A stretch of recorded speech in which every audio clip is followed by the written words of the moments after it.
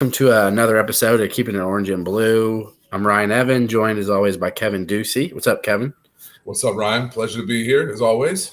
Yes, it is, and we have a special guest with us tonight talking the NCAA tournament, obviously for obvious reasons. And I thought it was a good time to have someone who I respect their opinion, and it's not just going to be Illinois orange and blue sided per se. But so congrats on the Big Ten championship, Mr. Davis. Thanks for joining us. No, glad to be here, and I appreciate joining you guys. Well, I'll say this. We got a chance to talk before the show. I think you do a fantastic job on the Big Ten Network. I think you're a rising star in the industry. And I want to say this is like, we look back at your playing career at Purdue, Big Ten Defensive Player of the Year. And I think the thing that's most admirable about it is, you played a position that if you weren't like getting 2 steals per game, it's hard to win that award. A lot of guys, like a lot of voters look, well, who led the league in steals, who led the league in blocks, and those guys get the wins. You got steals, don't get me wrong, but you won that award based on being a lockdown defender and the tenacity of which you played. And so as a guy who hated when my Illini played against you, I admire the way you played. So thank you so much for joining us today, man. Really appreciate it. No, I appreciate that. Thanks. No, that was the goal for me was always to whoever I'm guarding, make them score as many shots as they take. And that's how I approached it. And I genuinely believe you would shut down Jalen Pickett 5 out of 5 times. That too. I mean, that's not a bad statement. Yeah, he didn't like it, and I was just like, man, this is good TV. Yeah, I liked it. Yeah, because like he wasn't trying to be rude because he was your guy's guest, but it was like, yep, 5 out of 5. He's like, man, you're crazy. He's like, maybe 1 out of 5 you get lucky, and I'm thinking, probably not. I was like 2 out of 5 times. If you guarded Pickett, he might get a shot off, but I don't know if you can make them both. But really good player, really good player. I like Pick a lot. Just even off the court, really good dude. Yeah, so I'm locking that up. He's got a voice for TV too. Like he said, he's going to be doing what you're doing when he's done playing. So, but yeah. So, what was your biggest takeaway from the Big Ten tournament? Obviously, Purdue won, but for us Illinois fans, it was just difficult to see. Obviously Penn State is not an easy team to play against. Purdue won all 3 matchups. Obviously, having the National Player of the Year makes it a little easier.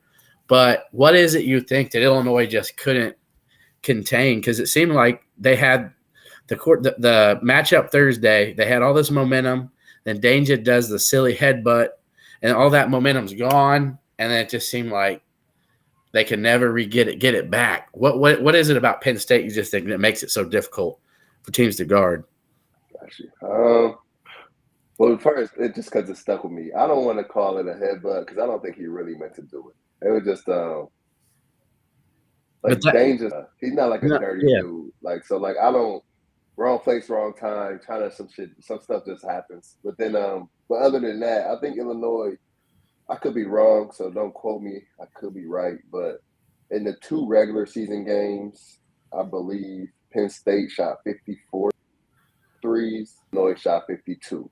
And I think Penn State made 24 and Illinois made 14 or something like that. Yeah. So they get into these 3-point shooting contests with people. And if you shoot threes against Illinois, they're going to try and match it back sometimes. And I get it because they got a bunch of hoopers on their team. So it's like, who gets scored on, they hit a 3. Illinois players sometimes have the mindset, I got to get it back. Yeah. And you see it because if a guy gets scored on, they'll come down and it's a step back 3. And they ricochet off the rim sometimes. But in the first half, I think they were, like I said, I'm just going on. In the first half in the tournament, I think they were 3 of 13 from 3 or something like that. They shot a lot of them. And then in the second half, they only shot 7 of them, and they made, I think, 3 or 4 of them. But the thing is, they got it. It's crazy because it's kind of late in the season. I'm not in the locker room, obviously, but they have yet to find that kind of happy median. And what is a good 3? What is a bad 3? Because in the second, you could tell, just kind of me as a player a little bit, and I could be wrong, but it looked like Underwood got on them. Like, stop shooting so many threes. Because you see in the second half, they would catch the ball and they would do like this. and they try to look inside first, and they don't ever do that. Look for the danger early, and I don't know. I think they got to find. I think that's it, though. I think when they're moving the ball, when they had that 4 or 5 game winning streak, they was having 16, 17 assists. They were making a lot of threes, but it's just not those bad ones kill them. I think Underwood and Meyer got into it. I think he told Meyer to quit with the quick step back threes, especially when it was a close game. They were having success in the paint. Right. And then, and you know what I got to say? People on social media were ripping Brad Underwood for calling it booty ball. Bruce Weber actually called it booty ball first. I mean, no, I played. No, it wasn't even a term. I mean, paint. You said, it's basketball. Smart Jackson. I was in high school and I played booty. I was Jalen Pickett growing up. And I got to Purdue and paint was like, we don't do booty ball in college because I would get to half court and I just turn it back you down. And paint was like, that's not basketball. Like, we don't do booty ball. And I've heard it all my life. And it's just that's a term. It's not nothing to rip anybody about because that's just like one of those, I guess maybe a locker room term, but that's just something people say. I mean, Mark Jackson made a career of it in the NBA backing down guard. Yeah, Andre Miller. Yes. Like that, yeah. So how tough was that for you to adjust when you first got there? I know that probably wasn't easy. Well, I just didn't play. So, I mean, okay. It wasn't really an adjustment for me. I scored over 2,000 points in high school. I was being recruited. Like, I was thinking, I know you guys are big Illinois fans, but, like, I was being recruited when Chester Frazier bumped Eric Gordon at half court. Yeah. Like, I was like, that's when, like, Bruce was coming to, like, the King James tournament. Like, my parents were at the Big Ten tournament, and, like, Bruce was one of the first coaches to, like, it was Jake Price at the time. He was coming to my high school and all that stuff. So, like, to me, it was Illinois or Purdue at that time, and Paint having the offer first, but it worked out. But, there was a couple of those that worked out for Purdue. Let's see, Robbie Hummel, one more. Bill Cole. I still think Robbie would have went. So is that like common knowledge? Like, it's not talked about like on TV, but is that if Illinois had offered Robbie, you think he was going to come? Like his grandparents like lived down the street or something like that. Yeah. Like and Purdue, Scott Martin was the guy for Purdue. I guess at that time he was the better player in high school. I don't know, man. I just think I don't know. Maybe I think it was. I mean, I don't know. I've never talked to Rob about it, but I talked to some guys about it. But to me, it was an adjustment so much in college that I went from an offensive guy to a defensive guy. I never adjusted offensively. Yeah. So as we look at this going forward, obviously the Big Ten is a conference that was really loaded in the middle, right? You know, we had Purdue that's a 1 seed, earned, had a great season, been very consistent. Paint has got a dude. I thought he would have been my vote for Coach of the Year. I think what he's done with that squad has been really impressive, especially with the young guards. But as we look at this as Big Ten fans, and you look at the bracket, where do you – I mean, outside of, let's say, Purdue because they're 1 seed, but even including Purdue because they could have a very tough matchup. As a Big Ten fan, I would prefer them to see FAU. I think Memphis is the type of team that could give them some troubles. Well, what do you see the Big Ten doing in the tournament? Who do you see can make a run maybe outside of Purdue or even including Purdue? I think Purdue could win it. I think I like their draw. I mean, Memphis is the game that you look at and get them. But once you break in Memphis' initial pressure, they really don't.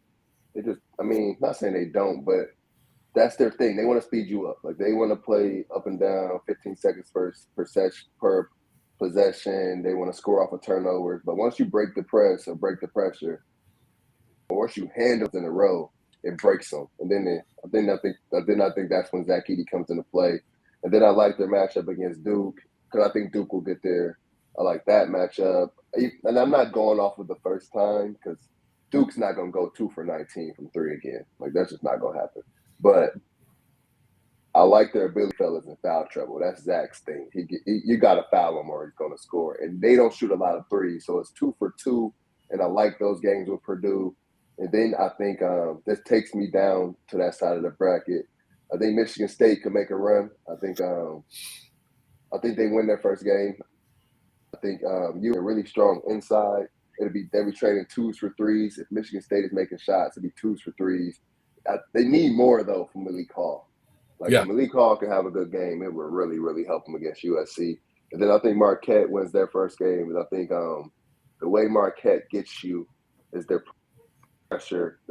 I think Michigan State, if there's any team where I trust breaking their press, veteran guards. State.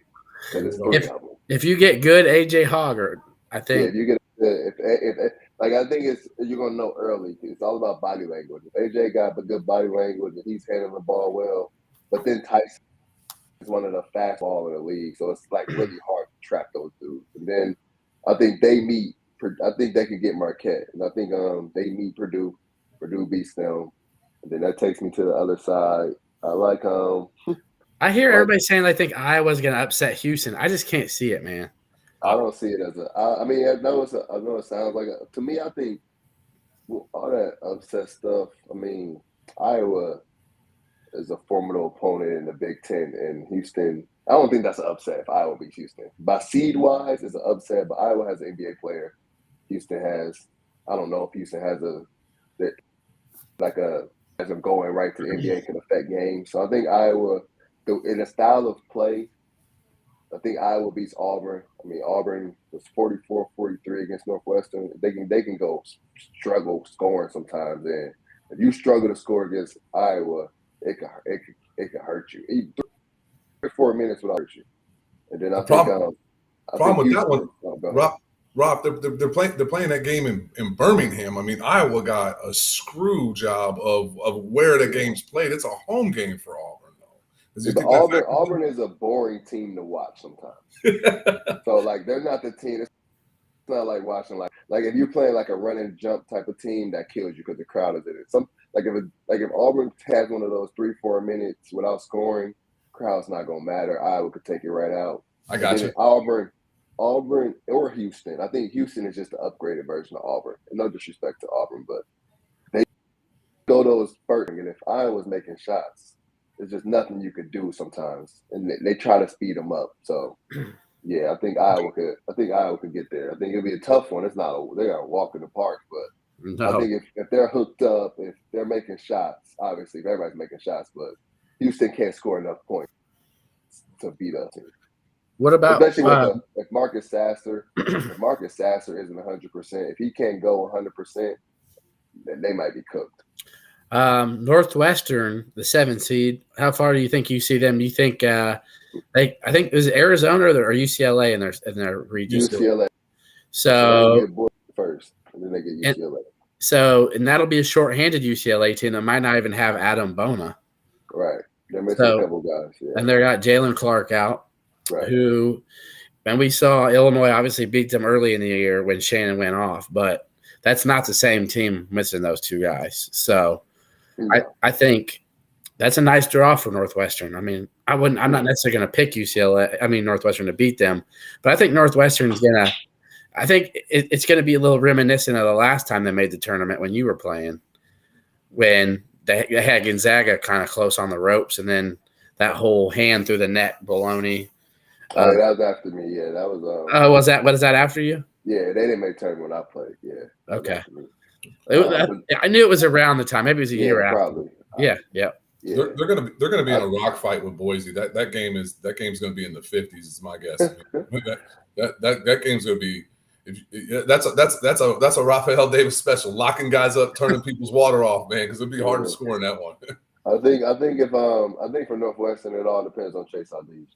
If they get an early January, late December Chase Aldige, that's not just shooting a lot of jumpers. I think Chase Aldige and Terrence Shannon are in similar positions. So to me, and I'm not the coach or the trainer or whoever, but if I was those guys and I had that type of athleticism and I had that type of size and strength, I would drive the ball first, get to the free throw line, and then start shooting my jumpers.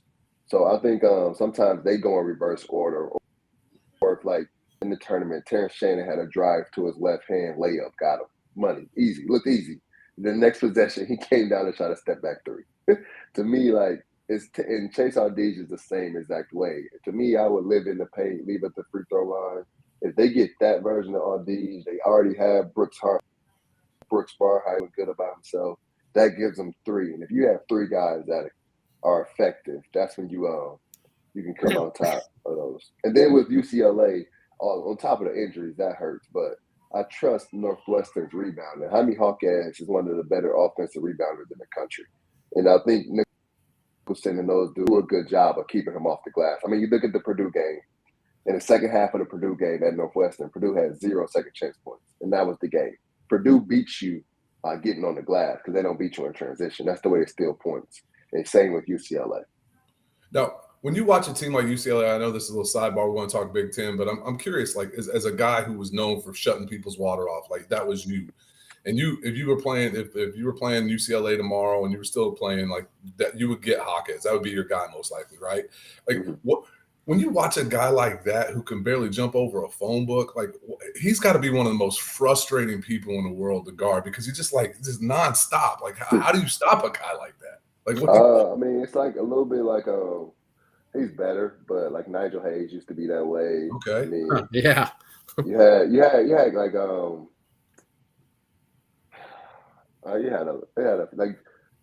Well, anyway, but Nigel Hayes was that way. The best way to do it for me always was, if the dude can't catch it, the dude can't score, especially a post guy. Like, you guarding one of those guys, you just front him. And then, for me, I had a luxury. I had AJ Hammons behind me. So I'm fronting that, and then they got to throw it over top. And then the best thing about it, too, is I don't worry about going to get the rebound, or he don't get it. And then we can go from there. Because if he's so good at, and like the guy from Minnesota, I forget his name.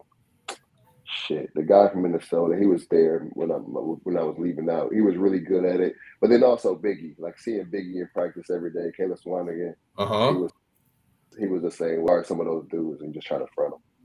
I'm trying to think who you're talking about from Minnesota, not Jordan Murphy, right?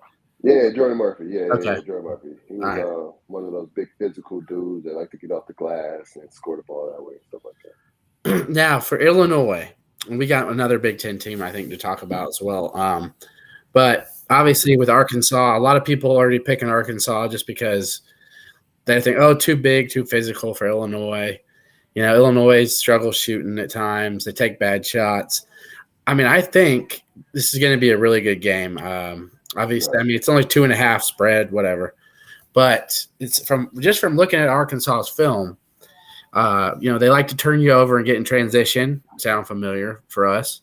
Don't really shoot it well. Shoot it about, I think they shoot 31% from 3, yeah. Yep. So, and then they basically struggle at times to score.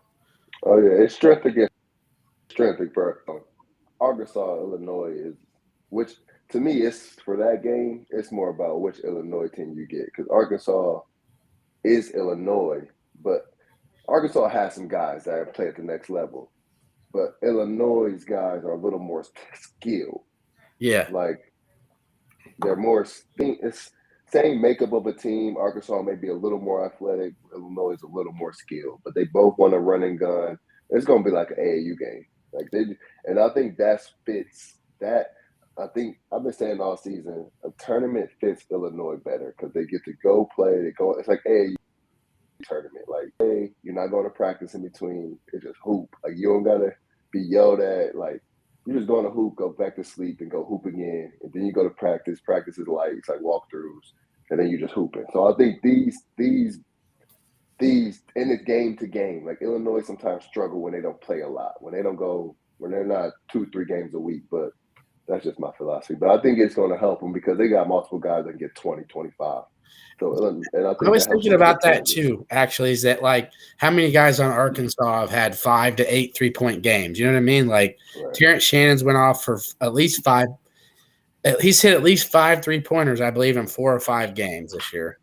Right. And then Matthew Myers had probably 10 games of 4 or 5 threes. Right. The percentage isn't good because we've had guys like RJ Melendez who couldn't hit anything for like 2 months. I think if RJ was just normal like we expected, it'd be higher. Obviously, it'd be 34% maybe. But from what I'm looking at too, it's like you got 2 freshman guards and Black and Nick Smith, who they're young, obviously young, but possibly playing in the tournament, maybe turnover prone. I'm thinking that if Illinois can limit their turnovers and transition for Arkansas, I personally think Illinois is going to win because of that. I think Arkansas just plays a certain way, and they're not going to change it. That's just who they are. They lost 4 of their last 5 because that's just how they play, even with Nick Smith back. So I was just curious how you saw that one playing out. And I think I saw your tweet earlier. You didn't have Illinois in the Sweet 16, but do you have Illinois beating Arkansas? Yeah, I got Illinois beating Arkansas. And I can see I would not – there's no ounce of me that would be surprised if Illinois beat Kansas. Like, Illinois is that talented. Like, I think Illinois – like, you got to have a hooked-up Coleman Hawkins, though. Yeah. But have a decisive Coleman Hawkins. You got to have a Coleman Hawkins that's catching the ball and making the move, not overthinking it, not trying to be pretty, not trying to – you got to have a good Coleman Hawkins. You got to have a hooked-up Matthew Meyer on both ends. You got to – it's like, for me, Illinois – that's why I say to me, it doesn't – to me, Illinois is one of those teams where – Illinois got to play Illinois first. Like, Illinois got to be a good version of themselves and then worry about who they're playing. Like, Illinois takes good shots this season. They double bye. They're top 4 in the league. They're, they don't have an 8-9. They don't have this game. So they're more talented than this season. So if they play how they should play offensively, they should win this game by 10-15. And then if they do the same thing against Kansas, I really think they can compete to win that one too. It just, for me, it's kind of this Kansas has no size down low, none. Yeah, it's the same. I really think even you could either go the wings. I think Terrence Shannon would do a great job on Grady Dick. He could take him out of the game.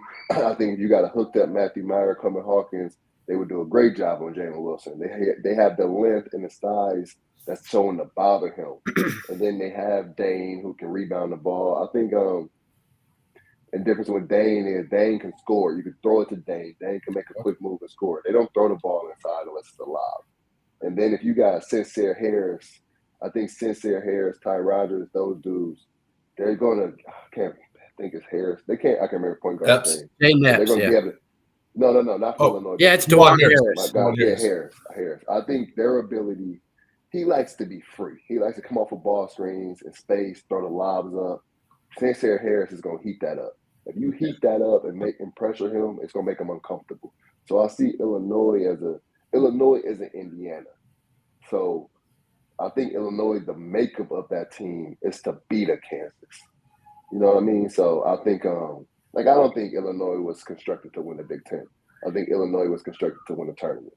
And I kind of been, and that's the thing with the Big Ten. Sometimes coaches recruit to win the Big Ten, and it looks like Brad went out the scope of trying to got a team that competed in the tournament.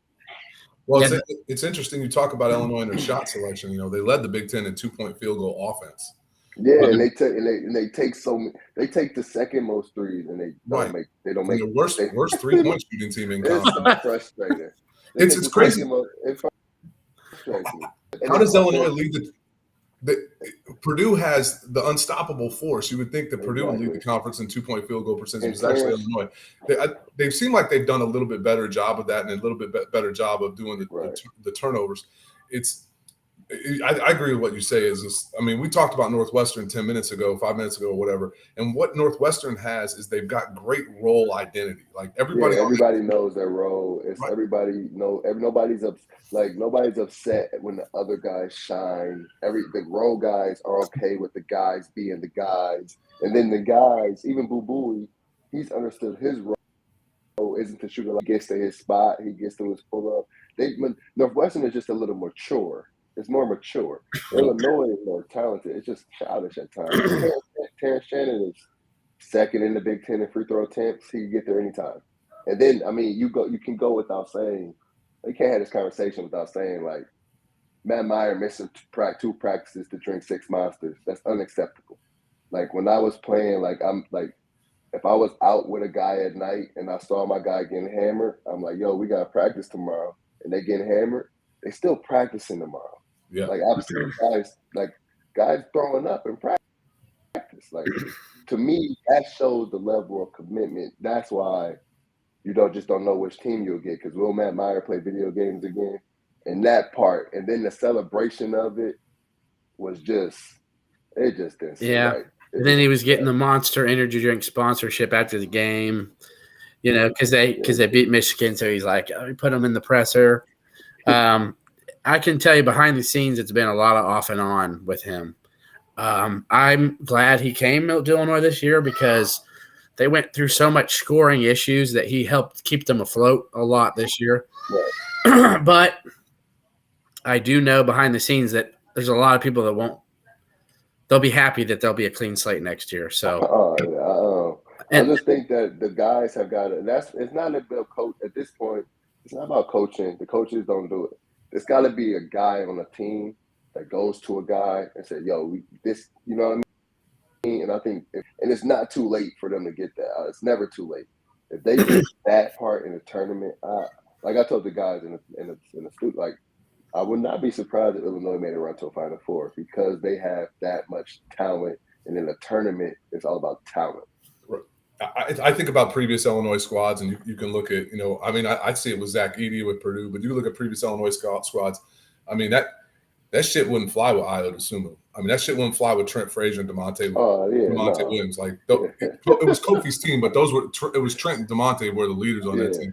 They would have done what you did. Like, I don't give a shit. You got drunk, get your butt to practice. We're throwing up. So what? Come on.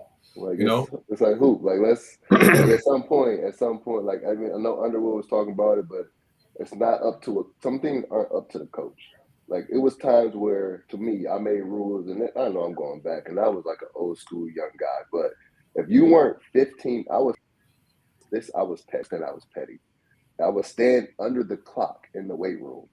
If that clock hit, if we were working at a 2. If you weren't in the weight room on the turf at 1:45 on a dot, I don't know if you guys know what the Versa Climber is, but you had 5,000 feet on the Versa Climber, and you got to do that in 45 minutes. So, like, we had rules. Like, we had, like, and it was things like this that Payne didn't know about until after. Because I remember he got on my podcast, he was like, I didn't know you were doing X, Y, and Z. And it was the thing where guys even asked where it was coming from. I never said this is because of me. It's just that, but again, we were last place in the league my sophomore, fixing stuff. So like sometimes, I think that's why again Luke Goody getting him back was so important. Yeah, they need a guy that's going to do certain stuff. Fort Wayne's finest. Oh yeah, West Side. He's one of them. He is one of them. He's a baller though. I like Luke. Yeah, Luke's tough kid. He's fearless, dude. You can tell. Yeah, I've never been to Fort Wayne, but I've only heard things about it's a tough place. So I'm like, I like Luke. I'll take Luke to go hoop anywhere in the city. Yeah. Love hearing that. Yeah, I thought Caleb First was his teammate. It wasn't. It was Lawyer. So Luke and Caleb grew up together since like first, second grade. Luke, my understanding, Luke got Caleb into basketball. Caleb didn't like hoop, but Luke was better. Luke was always better. Luke got him in the hoop. Luke's dad was the coach. Then they were best friends growing up always. Then Fletcher moved to town, and Fletcher and Luke went to Homestead together. Caleb ended up going to Blackhawk Christian, but they were all AAU teammates for Spieth. Okay. So that being said, is Caleb First the guy that Purdue's got to get a little bit more from, like maybe on the offensive end if they really want to make this run? Who does Purdue need to get? Who's a guy that maybe is it Mason Gillis? Who's the guy they need to get a little bit more production of to make this nice long run here? It's everybody, because Purdue was a team where you got Zach, but you look at the first game in the Big Ten tournament. The first game in the Big Ten tournament, it was Mason, Ethan, and Jingai for 40. And they made 7 of 10 threes. You go to the second Big Ten tournament game, Braden and Newman combined for 30. So it's like they just got to have other guys making shots. Purdue, and they're still just struggling to make shots, man. They make shots from deep. And they're lucky their playing ball was not against teams that shoot a lot of threes. If they get to a team that, like Arizona, I think they'll get to Arizona. Arizona can shoot it from deep, like Ramey and those dudes, and also they're big. So if they get to the point where they face that gives them trouble if they're not making shots. But they got to make shots. Like Fletcher Lawyer, he's got to make a shot. A lot of teams do post trap big to big. So that's where Caleb and Mason, they've got to make shots. But I think David Jenkins, he's come on as late. And he's a guy, I know people give him shit because he's played at a lot of different schools, but this is really his 5th year. And if you make 353s in 5 years, I don't like 2,000 points. 2,000 points, yeah. 5 years, that's still at a 40% clip. So like he's now he's more comfortable dribbling into his threes, and that's his game. So I think if those guys make shots, I think the Big Ten is positioned for a run.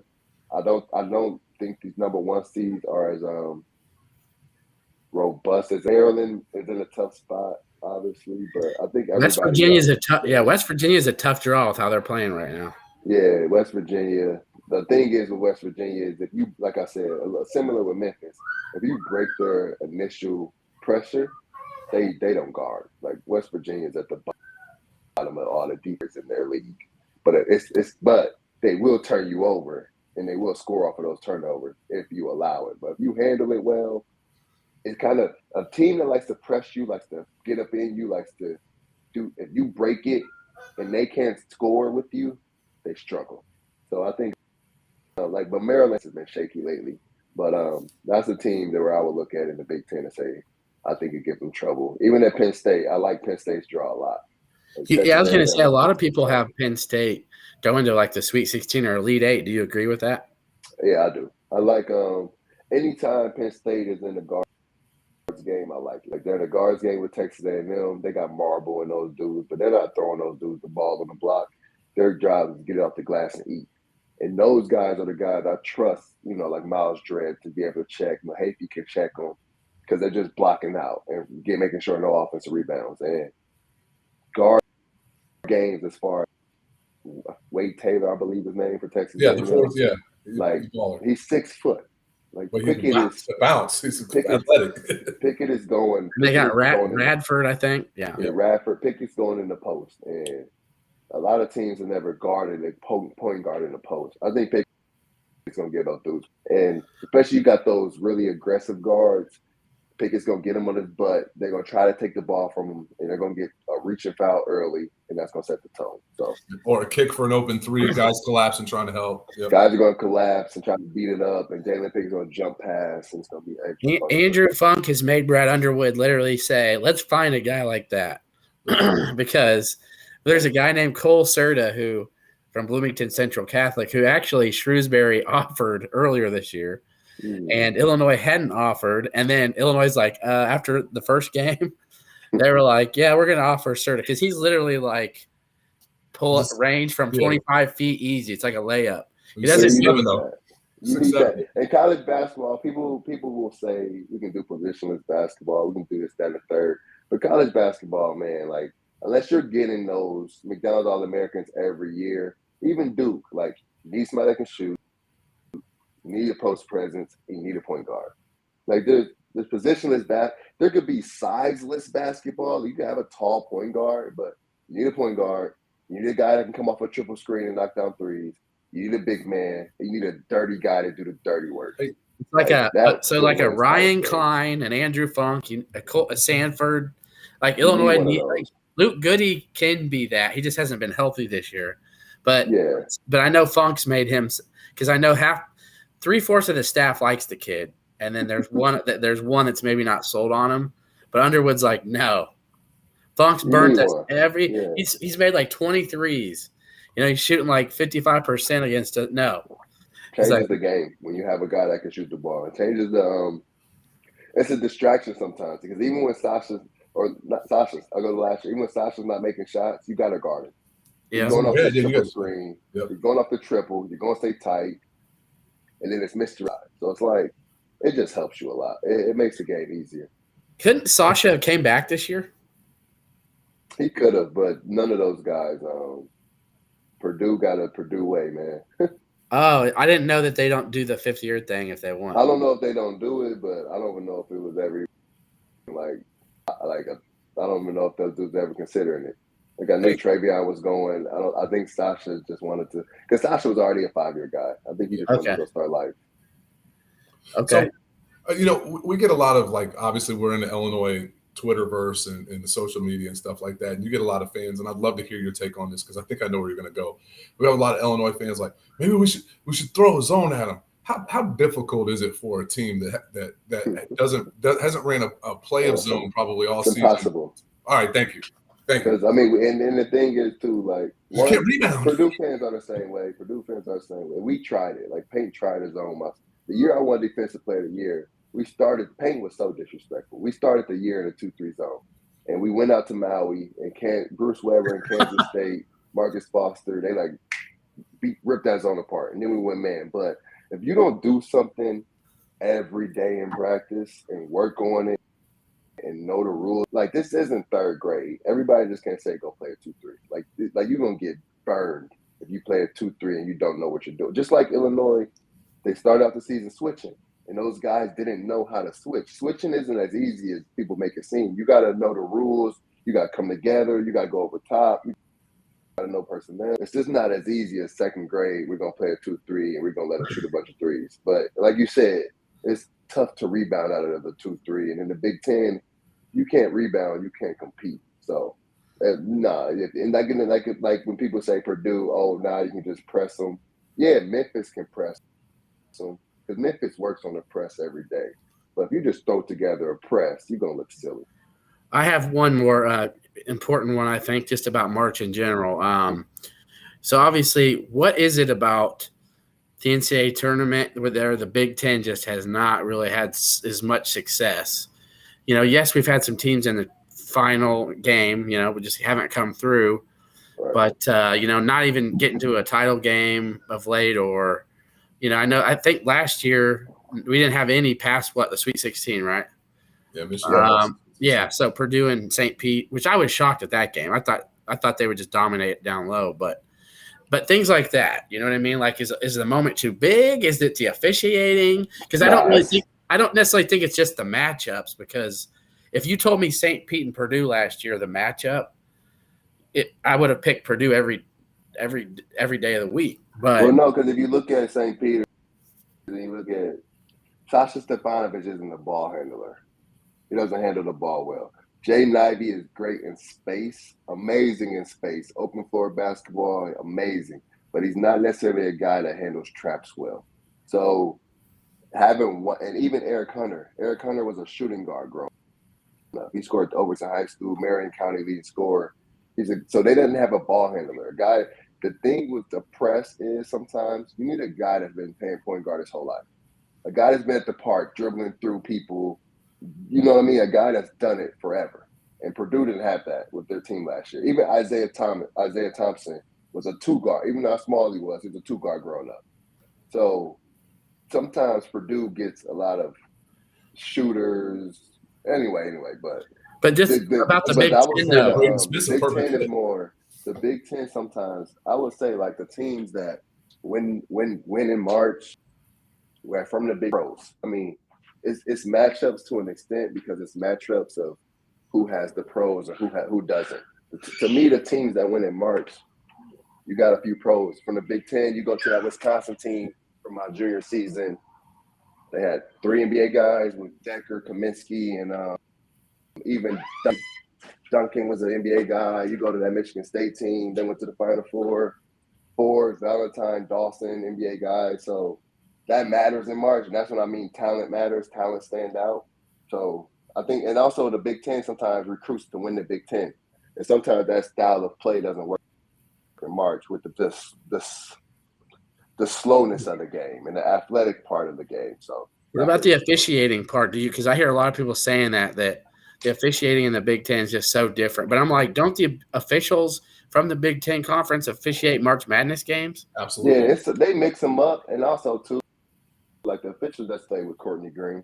So the officials now are different from when I played, too. So, like, that's yeah, you had like, Teddy Valentine was – yeah, like Teddy Valentine, Ed Hightower. Like, yeah. So I don't know. Welmer, whatever. Yeah.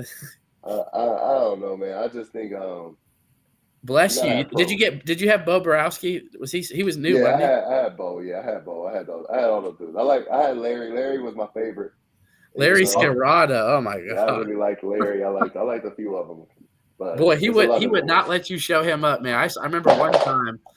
Larry would talk to you. Yeah, John Gross got up in his face, and oh my goodness, I was like, he was talking to Gross like he was 5. I'm like, man, watch out. I'm going to talk about people who talk to somebody like they were 5 years old. I'll just a quick story, and then I got a question for you about it. I'll never forget. I was at a Michigan-Illinois game in Chrysler Arena, Brian Cook's senior year, and and Brian Cook was not playing well in the first half. Had an amazing second half. Illinois wins the game. I saw Bill Self getting that dude's grill, and I'm like 10 rows behind the bench. I'm hearing this whole thing. I've never seen somebody get talked down like that. Like, I don't know. Like, people always like, oh, Brad Underwood's mean. Like, every damn coach in college basketball is going to get in your ass once in a while. Like, they're going to get you. They're going to get you, man. Like, it's not I know the world is a little softer now, but I got a little cousin. He's a really good player. He played at high level Division I, and earlier this season he told me, my coach didn't tell me why I'm not starting or something like that. And I cussed him out for 5 minutes because that's not your place, man. Like, his team. Like, I think the game is a little softer because even Underwood, he's learning how to approach his guys and talk to his guys and what works, what doesn't. But it's the game got to be called how it's got to be called, and dudes got to toughen up. It's not a piece of cake to be out here. And now dudes are getting paid. So to play ball, you got to take what comes with it. Before you ask your question, Kev, how is Paint in practice and things? Is he the same guy you see during the game, or is he a little feistier? Nah, Paint is the same guy you see. For me, what you see with Paint is what you get. On the court, off the court, he just – he is like how sarcastic he is a little bit. We're just going to get beat. I have his voice in my head. We're just gonna get beat. Or if we really did something really stupid, if we did something dumb, maybe he yelled at us, but he was more we not doing. My sophomore year, we were trash, and that's when you got it. We lost 12 out of 14 to end the season, so I get it. But when you're doing Paint's Paint's one of the super cerebral guys. At the end of the game yesterday. Even though you guys won the Big Ten championship, he was I don't know, I'm just bewildered why we still can't handle a press. Yeah, he's like that. Yeah, catching a ball. It's catching a ball and making a pass. I don't understand. No, he's like that. He would stop practice and say that same exact thing. And he would say it's simple. He would say he could say I get a bunch of fifth graders and they would break this stuff like that. He would Paint was more of a talker. He wasn't going to yell at you for no reason. He wasn't going to curse you out. It's funny because he played for a yeller, right? And I can see that being a difference. Man, and after being I don't know if I could have played for Gene Katie though. I couldn't have played for Gene Katie. I'd run through a wall for that dude, man. I love Gene Katie. He's one of my favorites. Yeah, I always tell every time I see Coach Weber, I tell him I missed my era. I was born too late. I should have played at Purdue in the '90s. That was my time. Paint was a good ball player though, man. I don't know if you remember watching him. He was a tough ball player. Did very little things wrong. Just he's kind of like Yao is as a coach. You could just count on him, you know. Yeah. He doesn't. Paint is a guy that if you didn't know Paint hoop, you would never know. If you just thought he was the Purdue basketball coach, you would just think he's a Purdue basketball. He doesn't talk about his career. He doesn't try to hoop anymore. He doesn't even shoot. Can he still shoot? He can shoot that thing, but it's you only gonna catch him shooting if he's in there by himself, maybe, or he may shoot a few, but he's not. When the coaches are out there shooting around, he's not one of those. But he may shoot, or if he's shooting with you, he Paint is a guy can you work out? He'll go work out and put you through a skills workout, and he'll shoot it some. But yeah, Paint still got it. So we've taken up enough of your time, man. I know it's valuable. I'm glad you ain't putting us on the clock for this and hitting us with a bill. But what's your schedule like now going forward, and what's next for you, man? Where do you want to take this? What do you like? Just take me through the rest of March for you, and then what's next for you, man? For March, I'm covering the game, the tournament from the studio in the Big Ten. So I'll be I'm doing tomorrow morning, and I'll be doing the games. I'll cover the games Thursday night. Well, not cover the games, but when all the games go off, I'll do the big show and all of that stuff to go through the games, break them down. Then I'll do Saturday, Sunday. It's kind of 4 days a week, just kind of breaking stuff down, looking ahead. And then as far as the teams go, I'll go. So if everybody loses this week, I got to find some employment. But if everybody keeps going, I keep working. You are a family man, so here's my question. You know, Hummel doesn't have family and stuff, but are you thinking and I'm going to be honest, if I was you, I'd probably, because I have a family and kids too, but staying close so you can be home and see your kids a lot, I know that's important. Mm-hmm. So if it's hey, what if ESPN called and was man, we would like you to join our studio thing where it's you're going to be gone and going to Bristol to, a couple of days a week. I mean, is that something where you want to pursue your rest of your career, or are you happy at Big Ten Network just for now? You know what? Honestly, man, if the Big Ten Network wanted to keep me the next, how old am I? I'm 29. If the Big Ten was like, let's ride this for the next 30, 40 years, I'll ride it out with the Big Ten. The Big Ten is I've been a part of I committed when I committed. I took my first visit to a Big Ten campus when I was 14. I committed when I was 15. So I've been a part of Big Ten over half my life. So they treat me well at the studio, at the network. The people up top are really, really good. I mean, it's Fox Sports at the end of the day too. So yeah. To me, and you do get to cover games, which is cool. So I saw you did a couple. I know you did a Minnesota game earlier in the year. Yeah, I've called a few games, and they helped me grow. And it's for me, the Big Ten Network.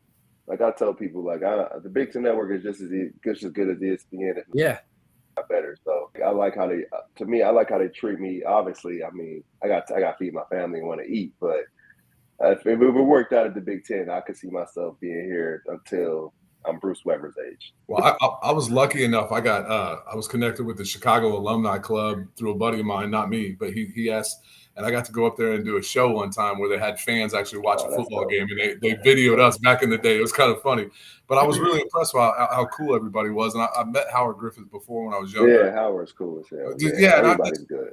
That's the other thing. Like I think like guys like who've been there for a long time, like Rick Pizzo and Dave Revson, just good dudes, man. Yeah. That's the thing too, where like you hear a lot of stories about ESPN in these places and how they're run and how we're a corporate type environment, whatever. So like Rick Pizzo, like one of the coolest humans you ever gonna meet. Like watching the game with Rick in the green room, like that's like going to the bar with your buddy. Yeah. Like Big Ten, like I think even like Bardo will call me at night, he will check in, he will ask if I need help, like it's things behind the scene, like Mike DeCourcy and these dudes, like Andy Katz. Yeah, I was going to say Andy Katz is an ESPN legend, and so is Dave Revson. Dave Revson. I remember watching him when ESPN News just started up. He was the main guy for ESPN News. Yeah. And DeCourcy, man, if you ever interact with him on Twitter, like one of the nicest dudes. Like he's like that in real life, man. Like these dudes, man. I'm really fortunate to be learning from like legends, like Andy Katz, and work with Dave a whole lot. And like Mike DeCourcy is like an encyclopedia walking. So like it's been great. Well, I think you guys they've done a really nice job like developing the talent. Like I said, I think you're doing a wonderful job.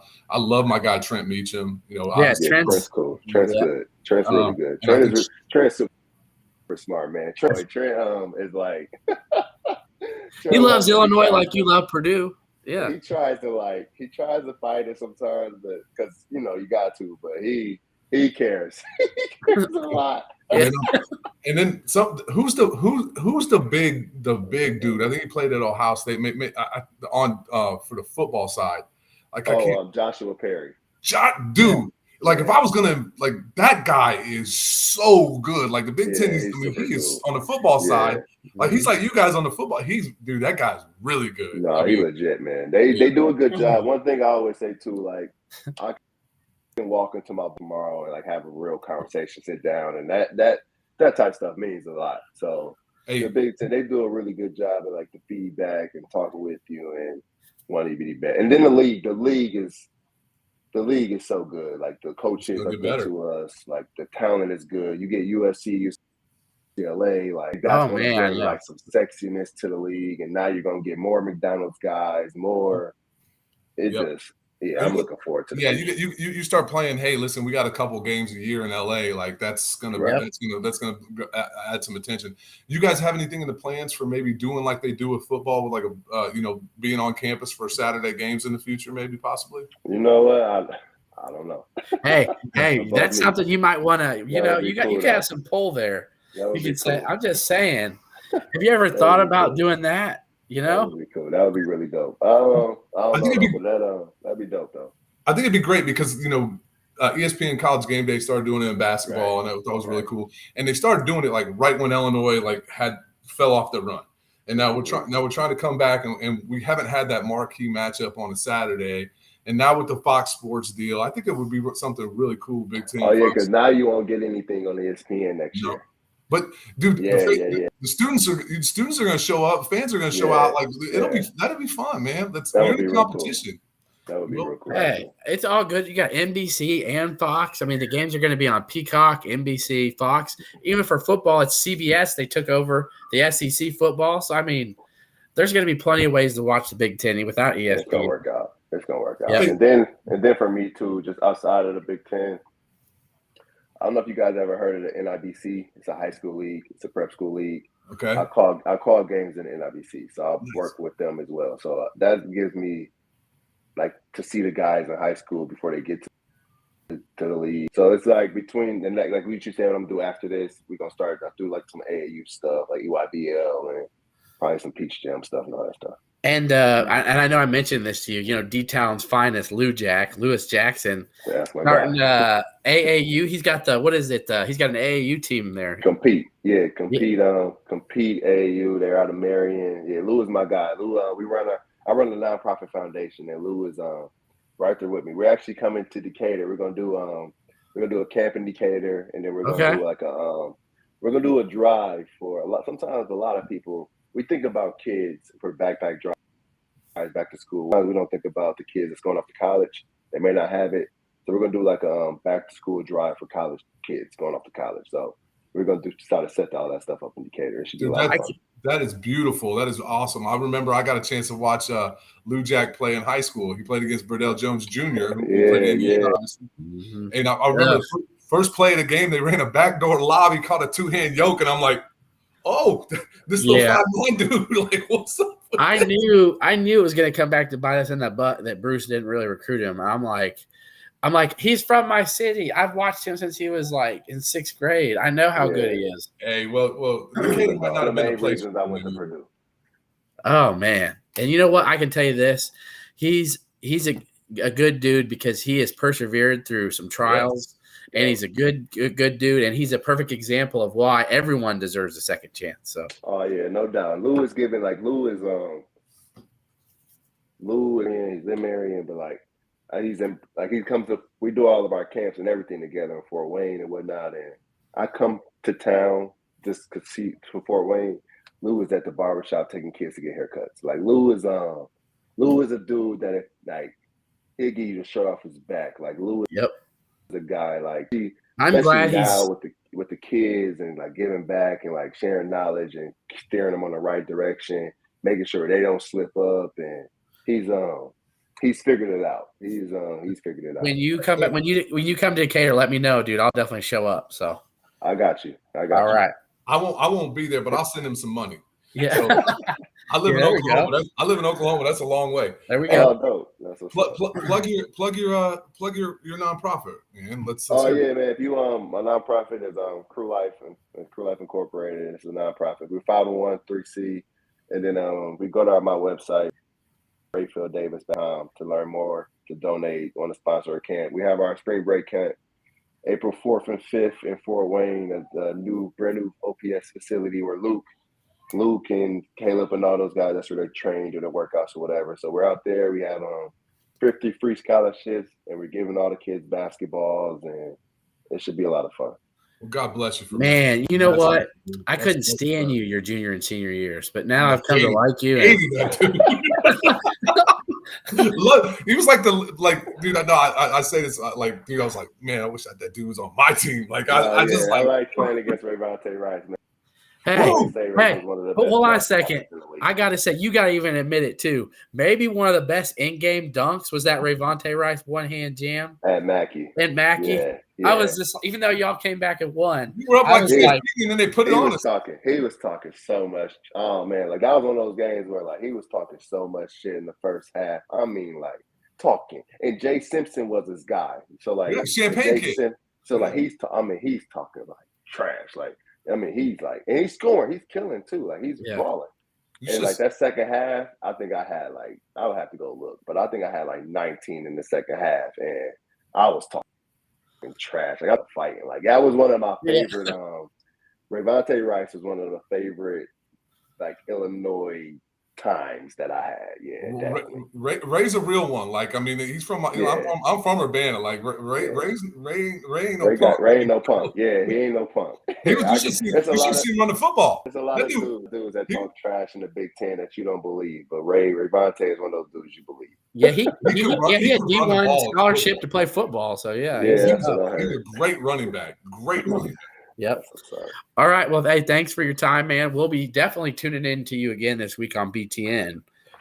So I always enjoy the Big Ten 60s and beyonds, the big shows, all that. So thanks for giving us your time, man. And we'll talk to you soon. I appreciate it. Y'all have a good one. All right. Thanks. Pleasure meeting you, bro. Likewise. Like, what a good dude. You know what? We may not be able to get Brad Evans. You know, it's all good. We may not be able to get some other people, but hey, if we get quality dudes like this, 100 out of 100. Oh, dude. And Jason last week was awesome. Rapheal's great. I think you heard some awesome things from him. Is that the one thing that he did say later, he said Illinois is built for March, but he said the one thing he's talking about positionless basketball is that you got to have a point guard, and that Jalen is a two-guard playing point guard. It's a little bit like that Purdue situation we talked about last year with Isaiah Thompson and those guys, and that could be a problem. I'm going to get real and quick into it because we've been 56 minutes. Let's get to our Illinois predictions, Kev. Go for it. Dude, we've done a really nice job. If you look at Illinois post first Northwestern game of the season, we've turned the ball over about 11 times a game. Before that, it was like 15, 16. So we've done a really nice job with that. We've got to really control the basketball, and we got to make things difficult for them. Arkansas is a first half team. Illinois has proven themselves as a second half team. The challenge with that is that first half lead can't balloon to 20, 25 points because you're fighting too much, and then you get teams that get confident, get swagger going. We got to keep them from scoring and making some early shots, and I think we'll be fine.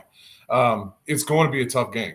They have the questions I have about Arkansas a little bit is, Nick Smith took a lot of time off for a little bit of a knee issue. People thought it was like, man, I'm just going to go to the NBA. Like Bryce Sensabaugh didn't play the last 2 games of the Big Ten tournament, and that's because I'm going to the NBA. I'm just not. I got a little soreness. That's my deal. Yep. So I do wonder if we can get them down.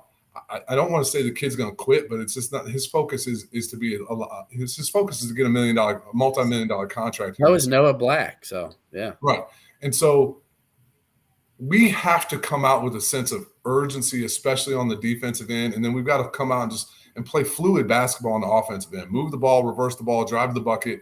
Arkansas fouls a lot. We need to get the free throw line a lot. They don't shoot. It's so weird. They don't shoot free throws well. Illinois doesn't shoot free throws well because of some of the guys who take the free throws. If Terrence Shannon's shooting free throws, we shoot free throws well. If Jaden Neff's shooting free throws, we shoot free throws. RJ Melendez, Matt Meyer, those guys do. Obviously, it's skewed when Dane is taking a few. And Ty Rogers. Coleman's not been good from the line this year. No. It's 60%. So I'm going to predict Illinois to win a close one. The over-under is 144.5. I don't know if it's come down since the initial one. I'm taking the under on that one. I think Illinois wins this game 65-63. All right. I got Illinois as well. Illinois has older guys, a way more sense of urgency. Arkansas has been like 2 straight Elite Eights, but 2 of their best players are freshmen this year. They don't take care of the ball per se. I think they can be real loose with it. That's how teams come back on them. I watched Auburn and Texas A&M in the SEC tournament. They had big leads over both of those teams. They had 15 to 17-point leads in the first half against each of those. That's what they do. Both teams came back and either tied it, took the lead, or won. Auburn had a chance to tie it at the buzzer. They were down by 17 in the first half. Texas A&M was down by 15 and then came back and beat them by 6. So, and again, Texas A&M isn't some like high dynamic offense. It's a bunch of grind them out stuff. So I have Illinois hitting some shots, having some urgency. And if they take care of that ball, where's the offense coming from Arkansas? They're not getting transition points. That they're going to attack the glass. They do the pick and roll with Black, looking for post-up matchups in the interior with the Mitchell twins, who we know from their time at Maryland. But they're not really super assertive and efficient in the paint either. No, their dunks are nothing. Their dunks are nothing. And one of them shoots 45% from the free throw line. So it's just like a lot of size and athleticism, but that doesn't just translate into points every time. It's how is Illinois going? Is Shannon going to be in foul trouble? Is Meyer going to be hitting some shots? Is RJ going to be? And Goody and Melendez seem to be playing well right now. So shooting the ball. So I got Illinois. I'll say 70-66. So I do like Illinois to win this one just because of the sense of urgency. Plus, they're coming in with a chip on their shoulder. Everybody's already talking about Arkansas and Kansas. I know Coleman Hawkins for a fact. Like, oh, I hear this. We know. Terrence Shannon said that in the presser. Everybody's already passing us over. And the one thing like we saw from Hawkins that I think can translate over from the Penn State game, and it's been happening more and more lately, is him going and getting buckets in the paint. And he was really highly efficient at it. And I'd like to see some more of that. I don't know who Arkansas would throw at him necessarily to stop that, especially if Dane is in the game. But I don't know if that's possible when Dane's in the game. It'll be interesting. Luke Goody, RJ Melendez, in their time, guys need to do what they're supposed to do, right? And Raphael talked about that. Is who Northwestern knows who they are and what the guys are supposed to do. And RJ and Luke come in and play solid defense, knock down a shot. Sincere and Ty give the team energy, boost it up. Dane, go play solid post defense and grab a bucket here or there. Coleman, go be a big facilitator who can go get a bucket and hit the glass. Our guys just got to, if they do what they're supposed to do, and that is because what that leaves is TJ and Matt Meyer go cook, go score the buckets because that's what you're designed for. I really like. I was listening to Werner's podcast on this the other day. Like Terrence Shannon's averaging like 3.5 points per game over the last 8 games in the first half. And then it's like 15 in the second half. He's got to be assertive early on. I love what Raphael said. Get to the free throw line first, man. That's where a lot of shooters can find their stroke. And I know people are a little frustrated with what Brad said, but I agree with what he's saying. Like we got to play with a level of looseness on offense. We got to play with a level of that's what's so weird. Like you play basketball and you're driving the basketball to the hole. You got to go really hard to the hole, and then you got to lay it up soft. Well, in offense, we got to play with a looseness. We got to play with a freedom. Like you got to play with this. But on defense, you got to play with a tenacity, and that's where we've kind of missed this a little bit. And you notice if you look at who we are and what we do, especially on the defensive end, we are a really good half-court defensive team for the most part. I mean, there's been guys who have broke us down. And the only way you get into a half-court defensive game with Arkansas is you have to make some buckets on the offensive end. And so you can set up your defense. So it's kind of it's damned if you do, damned if you don't. But Illinois needs to find a way to score effectively, get some twos. Arkansas takes a lot of tough twos. And that's what and so I can tell you that might play into Illinois' hands. They don't have efficient shooter guards who are going to make those 17-footers at a high clip. No. So you're going to see drop coverage from Dane quite often. And that means Black, and that means Smith, and that means Council are going to have to hit those 15 to 17-footers. Yep. And there's a guy, Walsh, who looks like Charlie Villanueva's little brother off the bench. Not super – he doesn't have a good stroke, but he's long and athletic, and he gets a lot of his buckets off of misses. He goes and attacks the glass and puts them back in. And he's one of those guys that will take like 2 or 3 threes a game and end up making one. That's just kind of what his game is. That's a guy that I just like kind of keep an eye out for if you're Illinois. I mean, that's Deontay Davis. Is it Deontay? Devontae Davis. Devontae Davis is a really good ball player. He's the one that the three-point shoot. He's the one who takes a lot more threes. Yeah. He shot less than 20% for the first half of the season. Now he's shooting 40% for the second half of the season. You got to worry about that a little bit. And then the guy we haven't talked about, I mean, Ricky Council the fourth. I mean, we tried to get him in the portal. It'll be you know what? Like I can't stress this to Illinois enough. I said this on last week's podcast. We're playing with house money. We're still playing with house money. Like this team's in the NCAA tournament. You're going to get a great game to watch. If you're so inclined, make the 5-hour drive from Champaign, 4 hours from Decatur, 4 hours from Bloomington, whatever. If you're so inclined, go. And I'll tell anybody, if you want to go to an NCAA tournament from a guy who's been to several, Don't worry about ticket prices because you'll be able to get in. I've never been to a full arena, even with 3 really good traveling fan bases. Now that might be different but I still have never seen one completely sold out. But we're in the NCAA tournament for a 3rd straight year, which would have been a 4th straight year if it weren't for COVID. We have had some ups and downs. We replaced 85% of the roster from a year ago, and we're here. We won 20 games. We're here. So you mean if Illinois loses to Arkansas, the sky's not falling, Kev? No, the sky's going to Louisville. Yeah. Yes. Clever. And interesting how that worked. I think it worked out for the better for Illinois, to be honest with you. I wish the best for the kid. Yeah. I can tell you this, though. For the program, though, it's good to just let that move on because I can tell you it creates drama and distractions. And I don't think it's going to be any different at Louisville. And that's personally my opinion on it. And understand something here, right? Brad Underwood has been a high major coach now for 7 years. And he has, like, you look at his Stephen F. Austin teams, they were not built like the Kofi teams. So we had Iowa. I mean, he adjusted to that. He adjusted. So and now he's adjusted. He did exactly what Rapheal said. He built this team for a March run, long, athletic. We've lost some shooting here. We thought some guys were some better shooters or had some slumps this year. A lot of guys had slumps together. It's unfortunate. And so Brad may have overreacted with the team that he built this year. I think there's going to be a happy medium. Dude, there are guys that we are looking at in the transfer portal that remind you of Andrew Funk. There's a point guard from one of the Michigan teams, Central Michigan, that we're looking at, Kevin Miller. There's a guy from Army. There's the Arlington Heights kid. But there's a lot of guys out there that we're looking at that have played major college basketball that have shot 40% from 3. And I know people are like, "Oh, what was that?" That was Jacob Grandison, and Jacob Grandison would fit good on this team. Jacob wanted to try his hands at Duke, but like Brad is going to make adjustments to surround this team with what's right. And there's going to be some guys that are leaving, but just I have full confidence that regardless of what happens on Thursday or Saturday, that Illinois is still in a really good spot going forward. You and I have talked about this. There's one high major prospect transfer big that would be a really great fit on this team next year. And that's whether Coleman Hawkins decides to go pro or not. He'd fit in well. And it sounds like it's a 50-50 at this point. It sounds all about guaranteed money for Hawkins.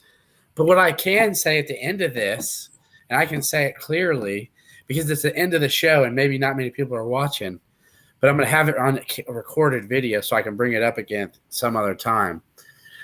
A good friend of mine, I'll give him credit, John Wright. You know him.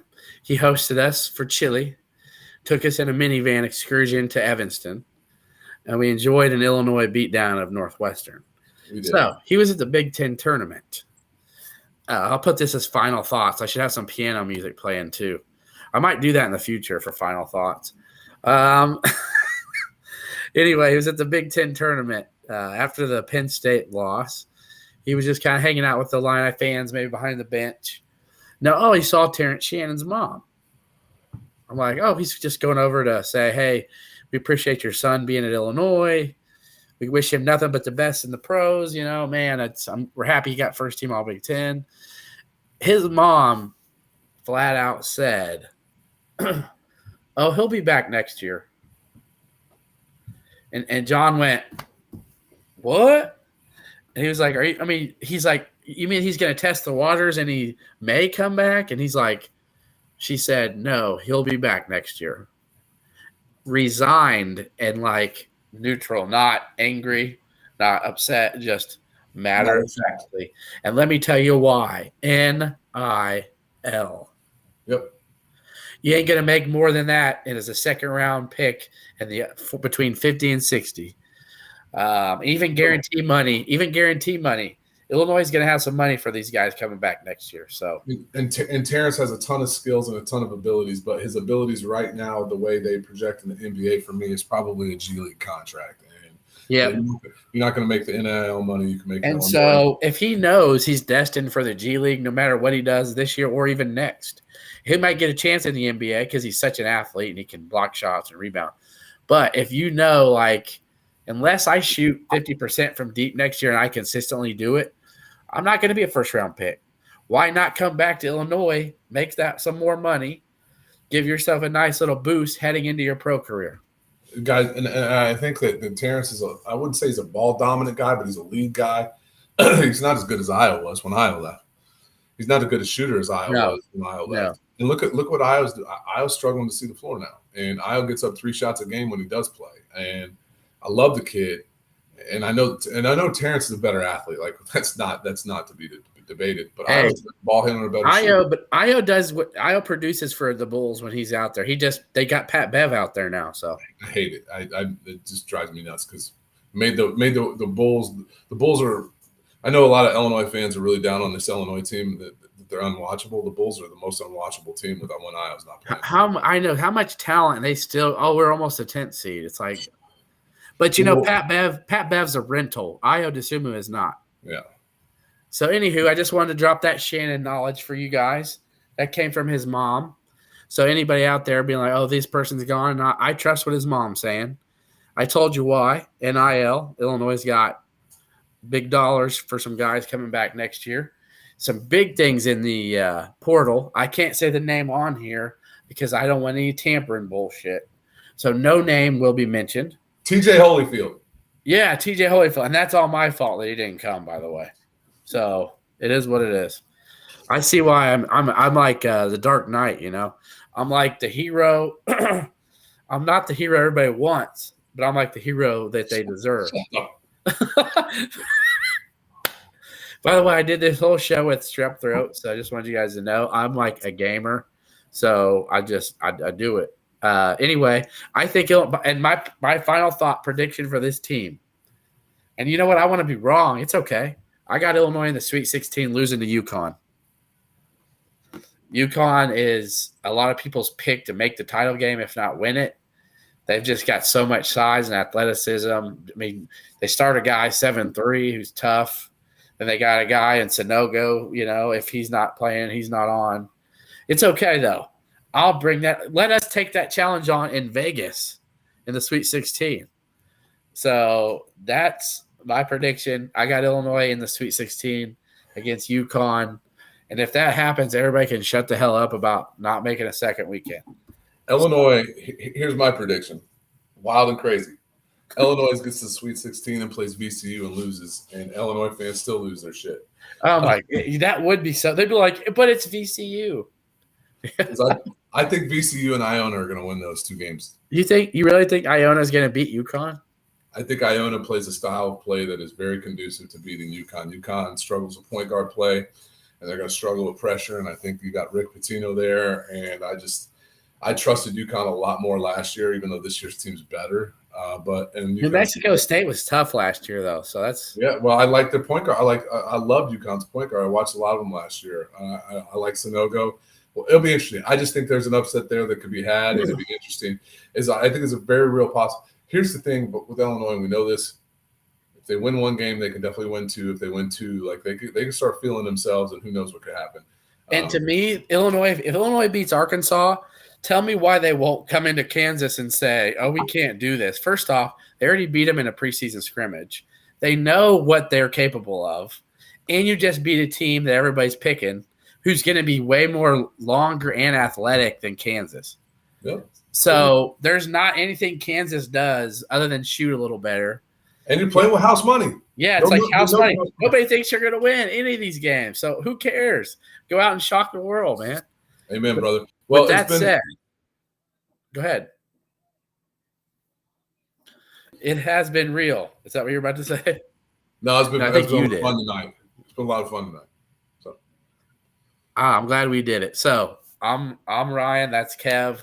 With ILL Thursday, 3:30 TBS. We got Brian Anderson, Jim Jackson, Allie LaForce. It's going to be a great crew. I hope some of y'all can go. Swap me out. ILL.